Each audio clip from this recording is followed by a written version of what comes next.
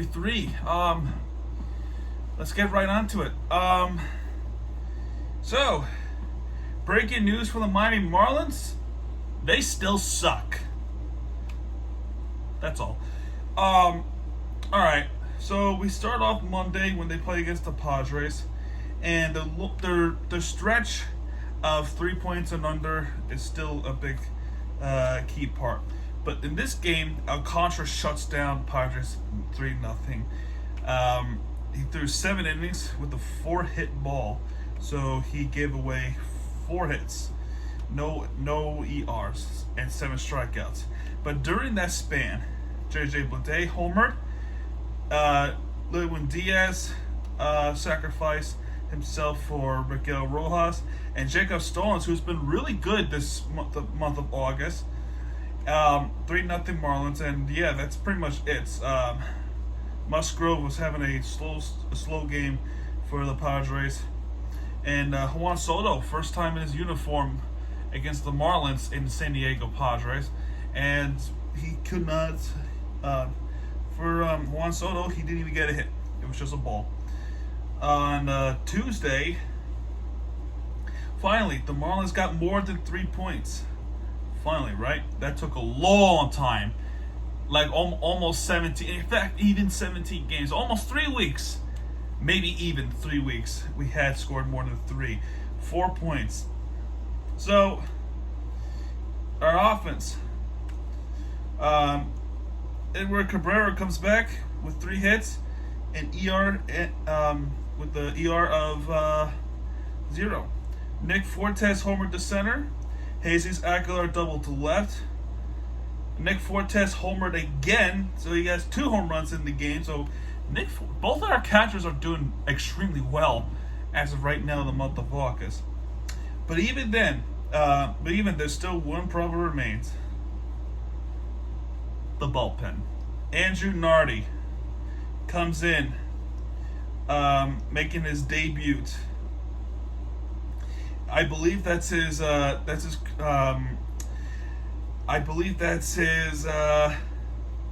major league career. So, yes, it is. So he made his major league debut. He was freaked out. He was scared, and he gave up 3 runs from Manny Machado's double to deep center, which allowed Kim, Soto, and Profar to score. So he tied the game up. So the bullpen still remains an issue, but you know what? With Andrew Nardi, I'm going to give him the benefit of the doubt, and I'm going to let it slide this one because this was his debut. He was trying to make a name for himself, and I don't think he deserves to get a beating from Marlins fans at all. I just don't think he deserves it. So give him a pass on that one. But what strikes me is who he replaces with. Mr. Hernandez. What? Why? And at that moment, I'm like, we're gonna blow it because he's so terrible this year. We have no faith in Mr. Hernandez, so we're gonna lose this game. He got the W. That's his 3rd W of the year as a relief pitcher. 2 of those wins are from a starter. Are you kidding me? Where was this? So he pitched 1.1 inning. But during that span, JJ Burdick, was it JJ? No, it was Peyton Burdick. JJ Bleday is that one. So Peyton Burdick doubled to right, which allows Fortes to score. Nick Fortes in this game has 3 hits from 4. So, but at the end of it all, that's the final score, 4-3, and we won the series. We won the series against the Padres at home. It's kind of ironic to say that because the Padres are a good team. We played against a really shitty teams, and we still couldn't win. It makes us even shittier. You would be willing to know from a few days ago when that happened. I have to find it, but something about a history making, which is, we're not going to. Let's see. But anyway, we won the series against the Padres. Until I can find it, I can't really tell you. But we got Pablo and his slow start. And, Pablo Lopez has not been the same since he got hit in the head. Or not in the head, the wrist area. He has not been the same. Because he gave up 6 runs. 6 runs. Cronenworth for home runs, which is a grand slam. Pablo gave up a grand slam that game. And to make matters worse, in the first inning, still, Kim doubled the deep left, which is 5-0 San Diego. John Birdie doubled the center, which is 5-1 San Diego. Jacob Starlins with the point in. Drury ground out to second, 6-2. Brian Anderson doubled the deep center, 6-3. So the Marlins were battling, but the late in the game, the bullpen didn't really help, and of course it had to have been Hernandez. 3 runs scored in the 9th inning. As Brad Zobin gave up 1 run in the game as well. 10-3 San Diego. So yeah, that's pretty much it. We really have nothing else to say on that one. Jake Paul did not win us the game. Yeah, so Jake Paul was at the game when they were playing against the Padres. That was a Tuesday night. Jake Paul was actually visiting Miami, and he went to go to batting practice with the Marlins. He stank, and he played football with the Dolphins in practice. He stank. Here it is. Craig Mish. For the first time this season, the Marlins have won a series against a National League team that entered the series against them, record above 500. They are now 14-1 when they play a team that has Juan Soto. That's according to Craig Mish, the reporter of the Miami Marlins.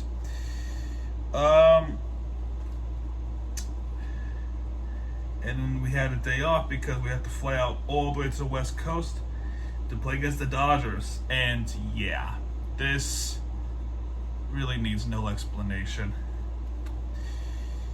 Remember when Gerard Encarnacion was sent immediately right back to the minors when he hit that grand slam against the Mets? He's back. And he got a double to deep left center that puts the Marlins on top. But that problem still remains from last week.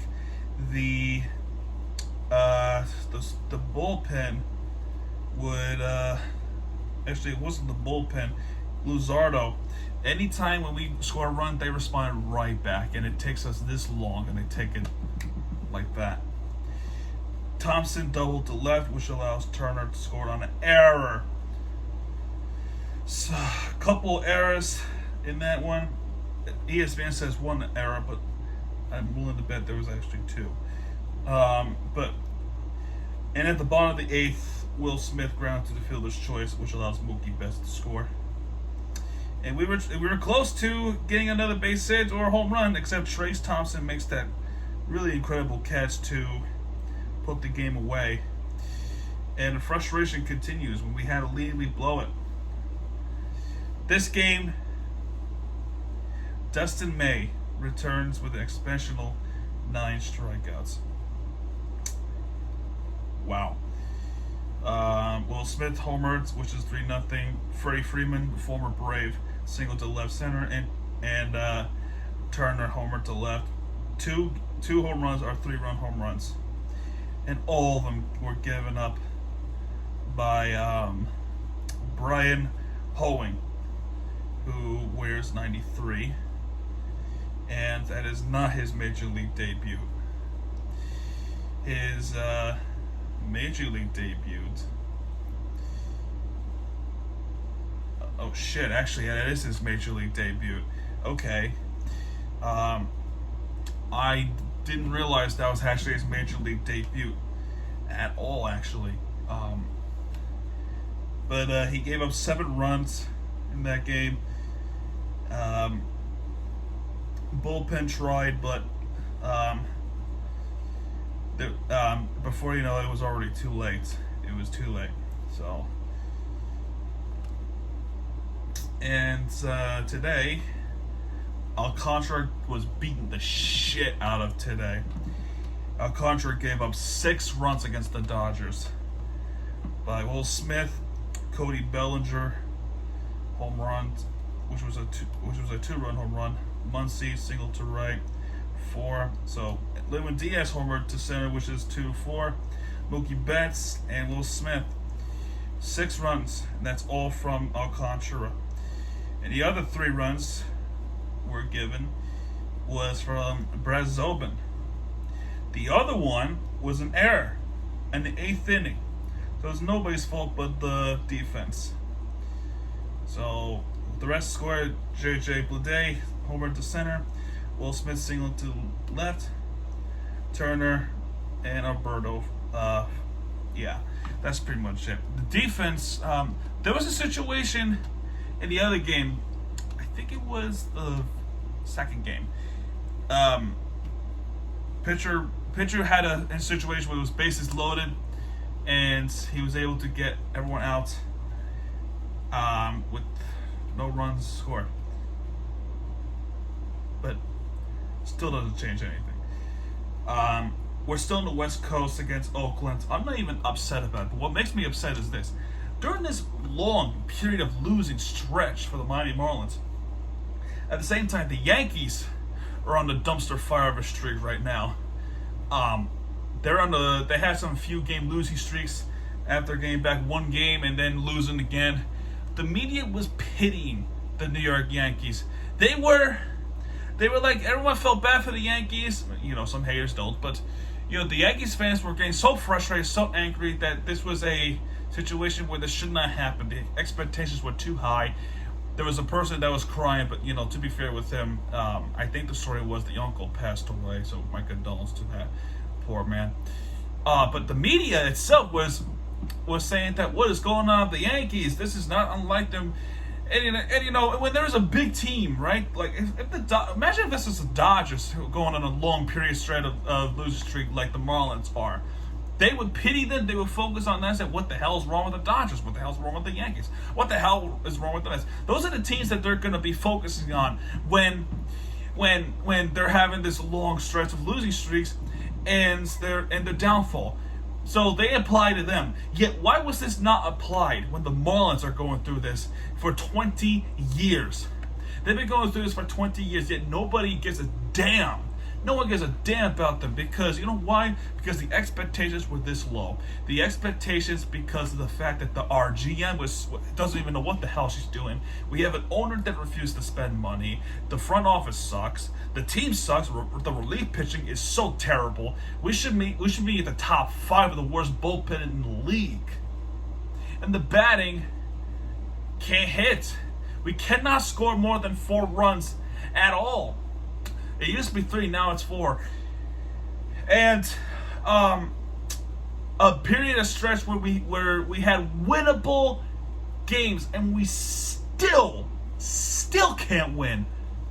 And then to make matters worse, the injury bug took over the Marlins. Jazz is out, Soler is out, Garcia is nowhere to be found. He's done. Max Meyer had to have a ton surgery. Castano got hit in the head by a comebacker. Pablo Lopez wrists. Since then, he has not been the same. Luzardo with that 60-day IL, but he's back. But he's not sharp as he was earlier this year. And one more thing, the Marlins, they're not making the playoffs. They're not. We had a good stretch in April. But since May started, it's been downhill. I was enjoying baseball back in April. I just have not been enjoying it at all. Something went wrong badly. Something went horribly wrong that we put ourselves into a situation where we are like 20 games out of a wild card right now.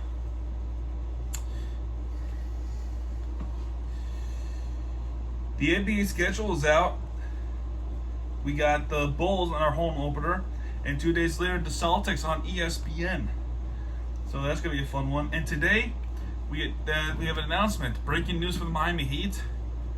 Udonis Haslem has returned for 20th season. He's back, folks.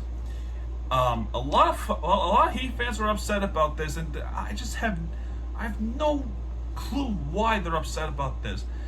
People with common sense were partying about it. People with common sense were actually praising Udonis for coming back because we need that extra leadership besides Eric Spoelstra to guide this team to win a championship that we almost did last season. Udonis Haslem, he's a big key part of our Miami Heat team. He's a heart and soul. He's an OG. And to have him return for one more year is huge. He's not taking away a roster spot. That 15th spot for the Miami Heat is preoccupied. I shouldn't say preoccupied, but not available at the moment because of luxury tax. So he's not taking away a spot for a younger developmental player. He's not. He's really not. And even if he was, Spoelstra knows how to work around it.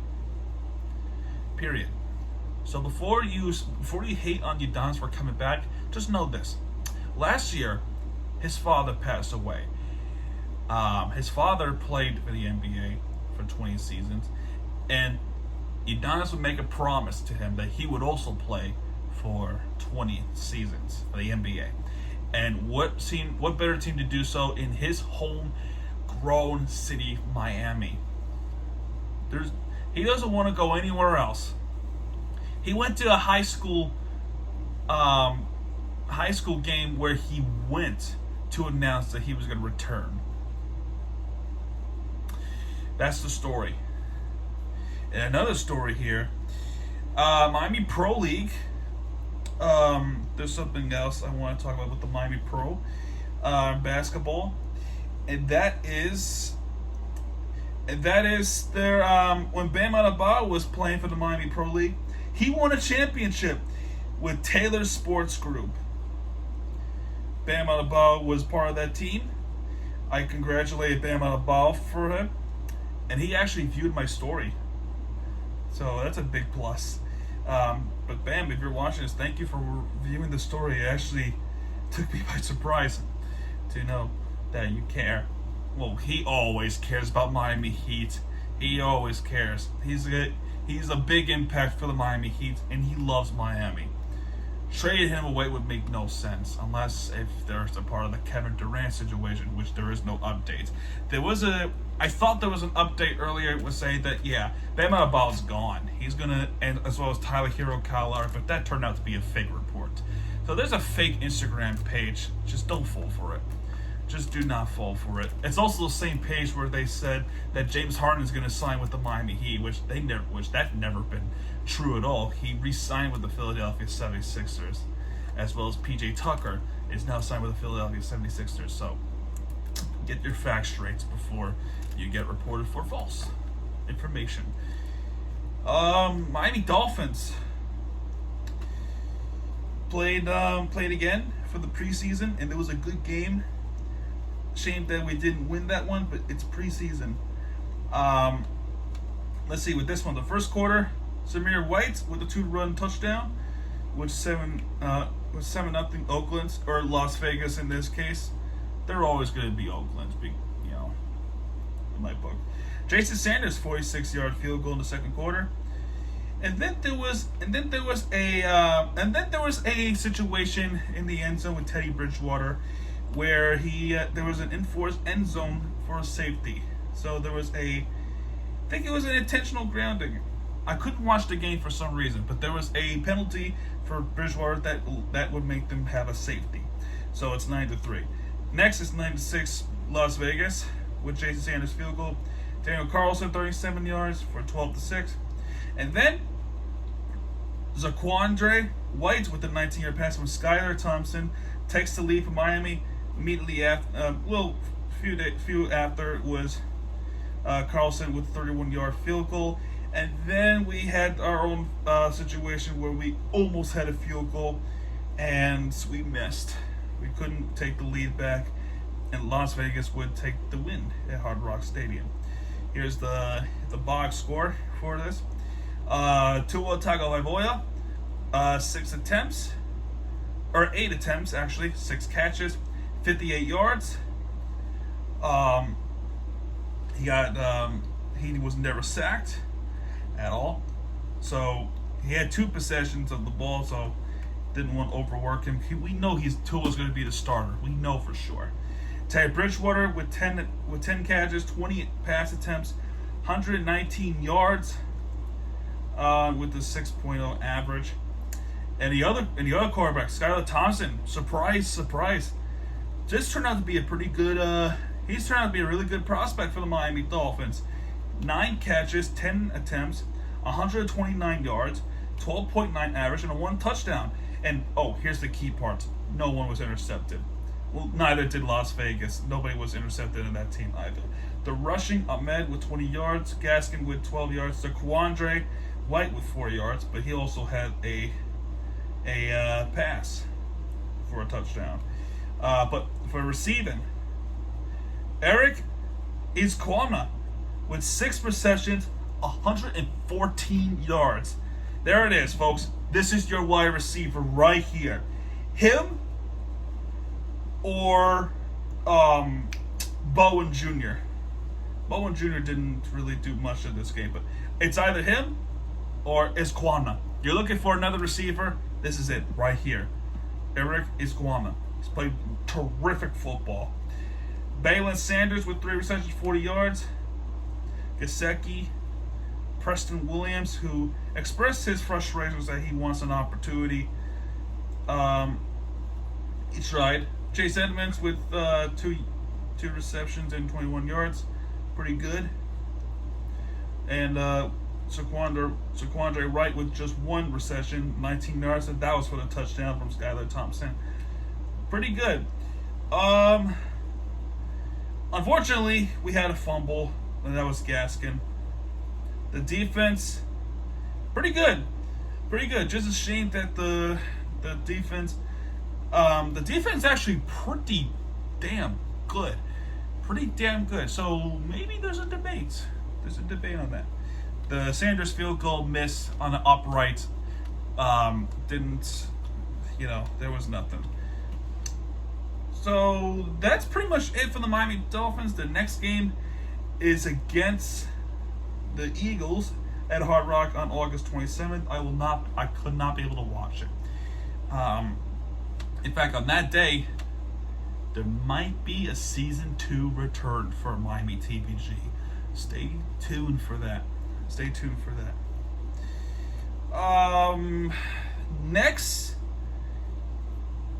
Next up, we have actually, now that I think about it, college soccer comes back, and it's actually the Hurricanes, getting this 0-0 draw last few days ago, but yesterday, they won 1-0 against Alabama. That's the women's team, so that's pretty good for them. Made some choices for the football side. That's pretty much it. Next is Miami FC. They were close to being winner of the week, but the other soccer team is a little bit better. In this game, we played against Hartford, who we expected to win, but even it's on the road. In this game, it's been all Miami. There was a situation at the penalty where we got a penalty, and Kyle Murphy was able to put it in the 45th minute. And then after that, it was Florian Vallet in the 62nd minute to put the game away against Hartford Connecticut. That's, about 5 hours away from me. But that's pretty much it. The saves, 5 saves for Miami, 2 saves for Hartford. For possession-wise, 58% for Hartford compared to just 42% Miami has. 14 shots, 6 on target compared to Miami with 11-4. And that's pretty much it for Miami FC. So, with this win, we got more points, and we are just 2 points behind Detroit City and 6 points behind Pittsburgh Riverhounds. So there's hope for Miami FC to try to make it upwards. However, we got a tough game against Louisville City FC at home, and that game's going to be pretty important. But I'm not going to be able to watch that game because I'm going to an event. I'm probably going to the event this Saturday where they play the Red Bulls, Inter Miami, and that's your winner of the week, Inter Miami. We won 2-1 against Toronto FC, who are in the resurge, but it was pretty close. In the 24th minute, G Mota would start the game off with the banger. So that goal was really personal for him. It was a banger from G Mota to take the lead 1-0. A few minutes later, Lorenzo Assign to equalize for Toronto. The irony here with not only this, but Inter Miami versus Toronto at Dry Pink. We were there for it. Not this game, but season 1, episode 2 for Miami Vlogs. We were there when Inter Miami played against Toronto. They won 3-0 that game. Pretty nice. Then to ultimately put the game away, Ariel Lasser in the 44th minute, and that's all the goals in the first half. Second half, it was defense and close calls. Toronto was getting a better possession-wise than Inter Miami had. 58% of possession Toronto compared to just 42% that Inter Miami has. 16 shots for Toronto, 4 on target compared to just 8 shots and 4 on target for Inter Miami. A lot of close chances. A lot of set pieces for Toronto. Saves. There wasn't much saves, but it was close. But this win meant so much to us because that moved us up into 5th place for its time, until Orlando ruined it today when they beat Charlotte FC, and now they come back ahead of us, which is pure frustrating. It's pure frustrating that Orlando City is ahead of us still. We were in 5th place and they took over the 5th place spot. No, so the chase is on with the 2 Florida teams. That it's personal.